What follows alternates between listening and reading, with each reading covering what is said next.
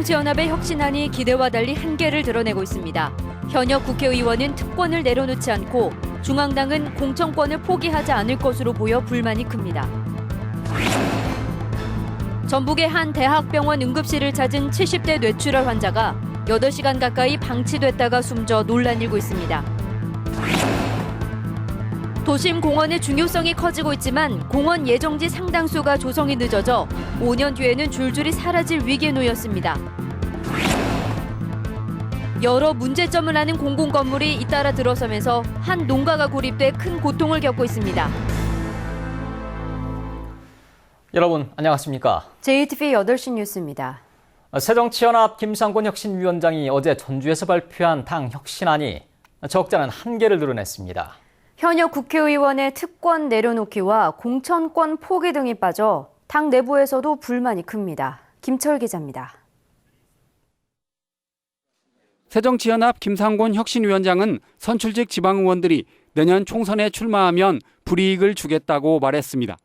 총선이나 단체장 재보궐선거에 출마하려는 도의원들에게 경고장을 보낸 겁니다. 임기가 시작된 지 얼마 안 돼서 다른 선출직으로 갈아타려고 하는 것에 대해서는 조금은 불이익이 가해져야 되는 거 아니냐. 그러나 현역 국회의원의 특권 내려놓기가 빠져 형평성 논란이 일고 있습니다.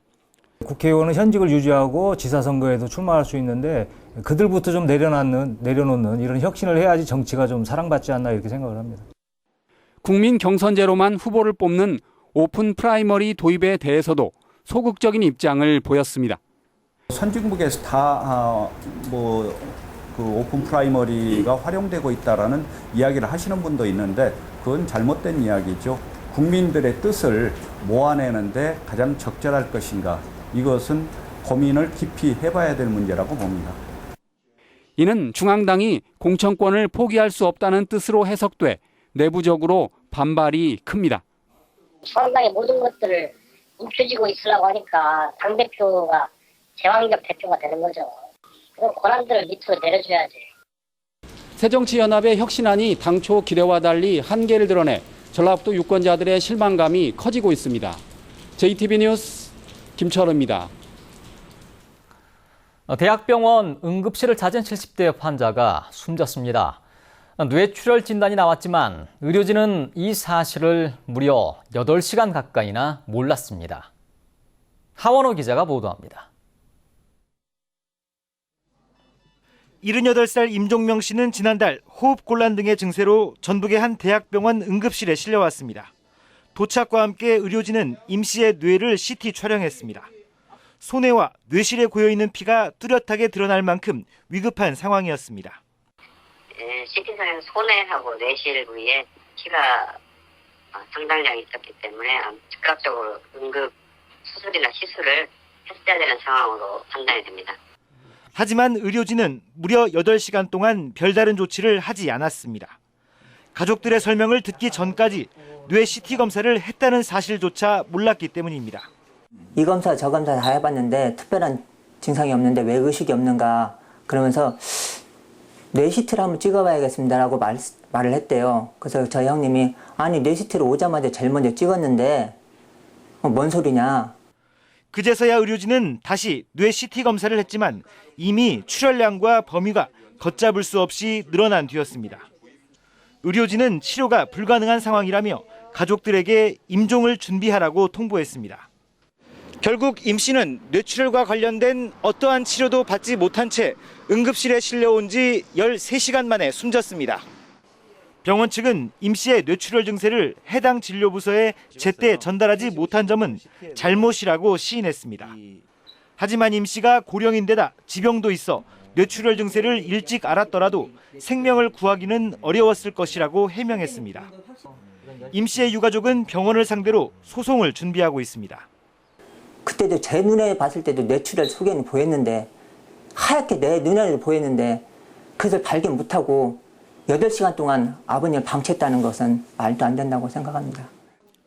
분초를 다투는 응급 환자에게 가장 필요한 건 신속하고 정확한 진단과 치료입니다. 전북 최고의 의료기관을 자부하는 대학병원이 이미 나온 검사 결과조차 제때 확인하지 못했다는 비난은 피하기 어려워 보입니다.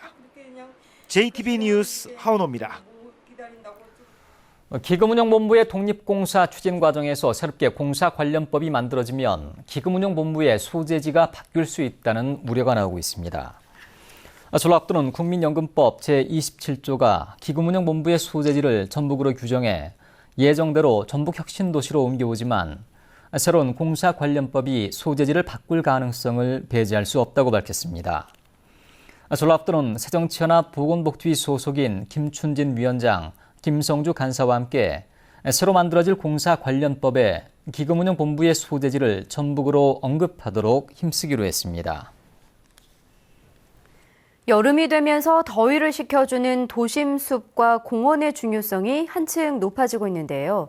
공원 예정지가 상당수가 예산 문제로 조성이 늦어지고 5년 뒤면 대거 사라질 위기에 놓였습니다. 권대성 기자입니다. 전주 시민들의 대표적인 휴식 공간인 덕진공원입니다. 현재 조성한 공원 면적은 공원 토로 지정한 면적의 절반 수준입니다. 전주시는 대부분 개인 소유인 나머지 땅을 사들일 돈이 없어 30년 넘게 공원 예정지로만 지정해놓고 손을 대지 못하고 있습니다. 전주에서 10년 넘게 도시공원으로 조성되지 못한 면적은 11제곱킬로미터, 공원 토로 지정한 면적의 68%, 전주 월드컵 경기장 200개에 맞먹는 면적입니다. 문제는 5년 뒤인 2020년이면 도시공원에서 자동으로 풀린다는 점입니다.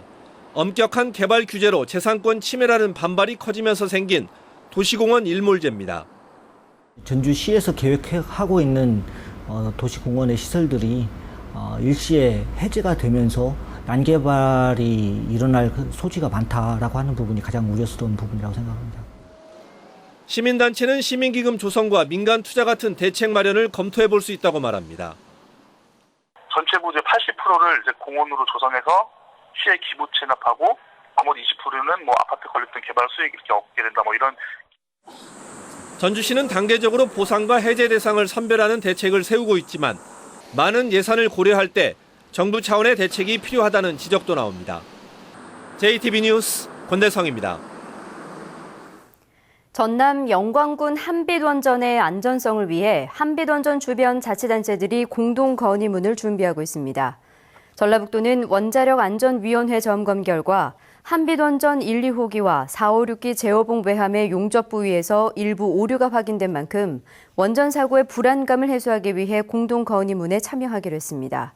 건의문에는 안전사고 내용 공개는 물론 원자력안전위원회로 한정된 감시 권한을 자치단체로 확대하고 폐기물 이동과 피해 보상, 그리고 원전 폐로 추진 과정에서 주민의 뜻을 반영하라는 내용이 포함됐습니다.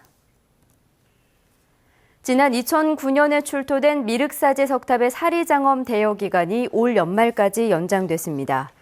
전라북도는 문화재청의 승인을 받아 다음 달부터 올 연말까지 5개월 동안 사리장엄 특별전을 연장한다며 이번이 세 번째 연장이라고 밝혔습니다.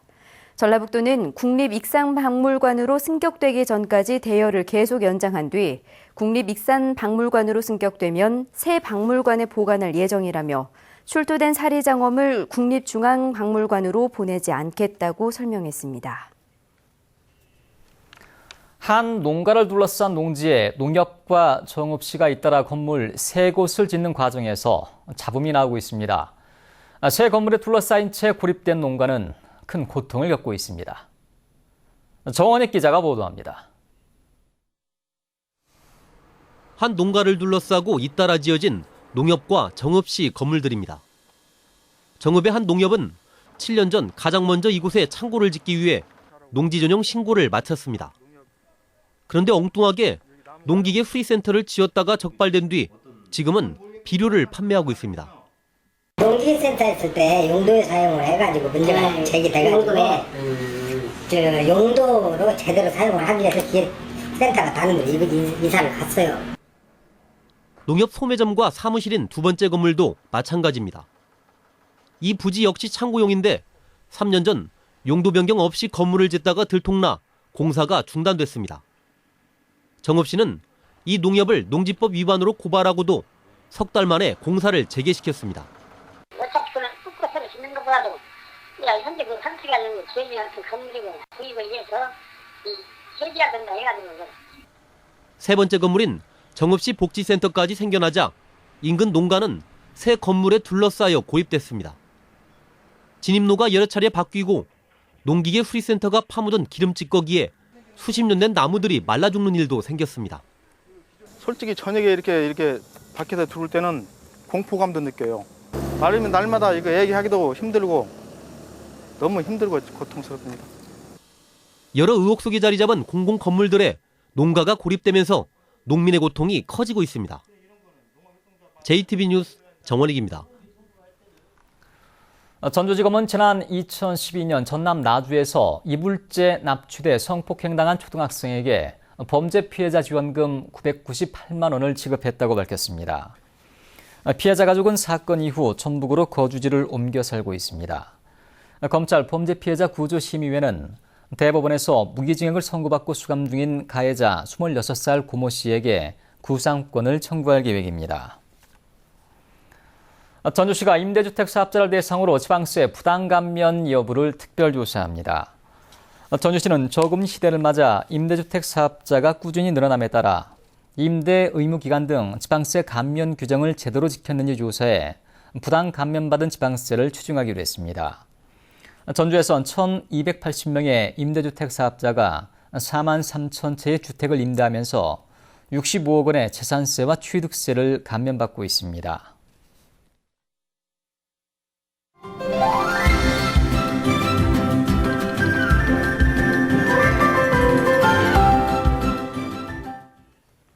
본격적인 농사철이 시작되고 야외 활동이 많은 요즘 주의해야 할 질환이 있습니다. 신증후군 출혈열과 쯔쯔가무시증, 렙토스피라증 등 3대 발열성 질환인데요. 지금부터 예방에 나서야 건강을 지킬 수 있습니다. 건강한 생활 송창용 기자입니다. 한낮 기온이 30도로 웃도는 무더위 속에서 농민들이 구슬땀을 흘리고 있습니다. 고추가 쓰러지지 않도록 지지대를 세우고 줄로 묶습니다. 농민들이 농산일을 하면서 걱정하는 건 작물의 생육뿐만이 아닙니다. 들쥐나 진드기가 옮긴다는 신증후군 출혈열과 쯔쯔가무시증, 렙토스피라증에 걸리지 않을까 항상 신경 쓰고 있습니다. 옛날부터 그런 얘기 자주 듣고 그래 항상 주의도 하고 긴팔 입고 긴 바지 입고 작업하고 저기 하고 있어요. 항상 주의하고. 한 해 전북에서 이들 질환으로 병원을 찾는 환자는 1,000명이 넘습니다. 주로 여름부터 시작해 가을까지 환자가 발생합니다. 신증후군 출혈열을 예방하기 위해선 예방접종이 가장 좋습니다. 보건소에서 다음 달까지 예방접종을 합니다. 쯔쯔가무시증과 렙토스피라증은 특별한 예방 백신이 없기 때문에 야외 활동을 할 때 방충제를 사용하거나 긴 옷과 장화, 장갑 등으로 몸을 보호해야 예방할 수 있습니다. 이러한 질환을 예방하기 위해서는 잔디 위에 눕거나 잠자지 말고 야외 활동 후에 옷에 묻은 먼지를 털고 바로 목욕하는 등 일반적인 예방 요령을 준수해야 합니다. 이들 발열성 질환의 증상은 고열과 두통, 복통, 오한 등입니다.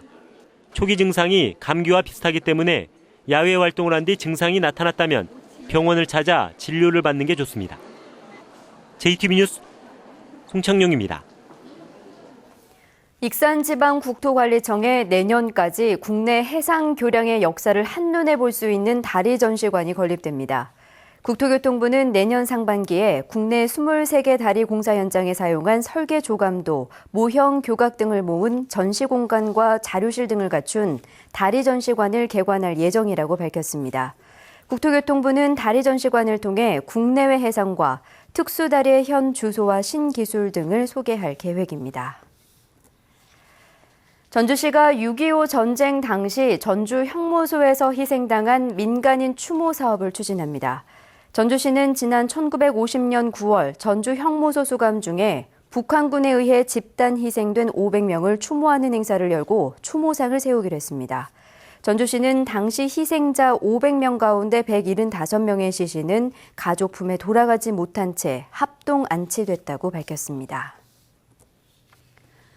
전주지방법원 형사 4단독은 사기 등의 혐의로 기소된 완주군수 전 선대본부장 50살 이모 씨에게 징역 2년에 집행유예 3년, 추징금 1억 3천여만 원을 선고했습니다.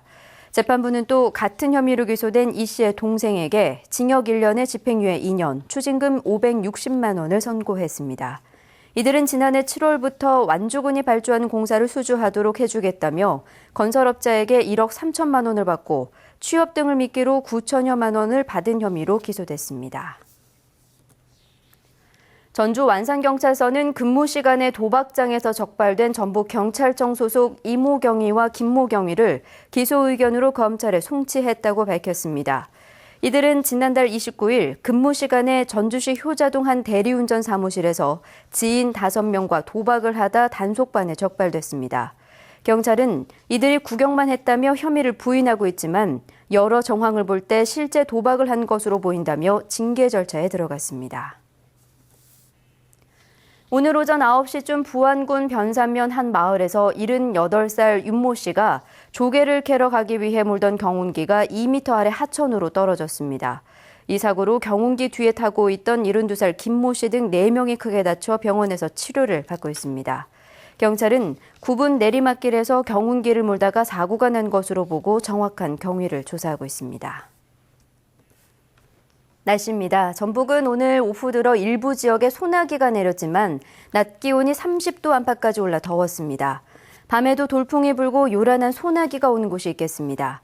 내일은 대체로 흐리겠습니다. 아침 최저 기온은 22도에서 23도, 낮 최고 기온은 28도에서 29도가 예상됩니다. 오후부터 밤 사이에는 다시 요란한 소나기가 오는 곳이 많아 주의가 필요합니다. 전주기상지청은 모레 오전부터 장맛비가 내리기 시작해 목요일까지 이어질 것으로 내다봤습니다.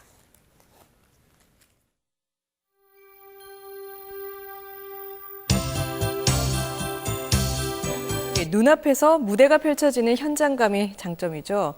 그런데 최근엔 이 현장감을 더 높이려고 공연장 전체를 호텔 객실이나 찜질방처럼 꾸미기도 합니다. 조지영 기자가 보도합니다.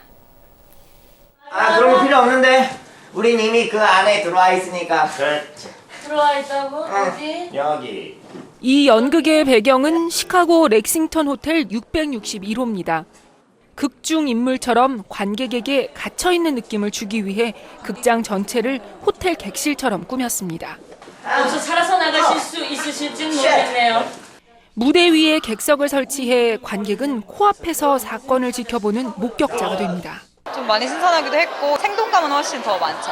주인공들과 같은 공간에 들어와 있는 그런 느낌으로 배우의 연기의 디테일한 부분들을 다 느낄 수가 있거든요. 찜질방을 배경으로 한 이 실험적 연극이 공연 공간을 찜질방처럼 꾸민 것도 같은 이유에서입니다.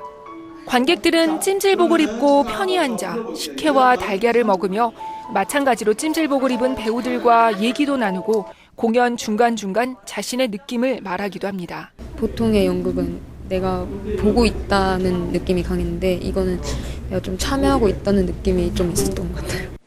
영화나 드라마 같은 다른 장르가 줄 수 없는 연극만의 맛을 전하기 위해 무대는 계속 변신 중입니다.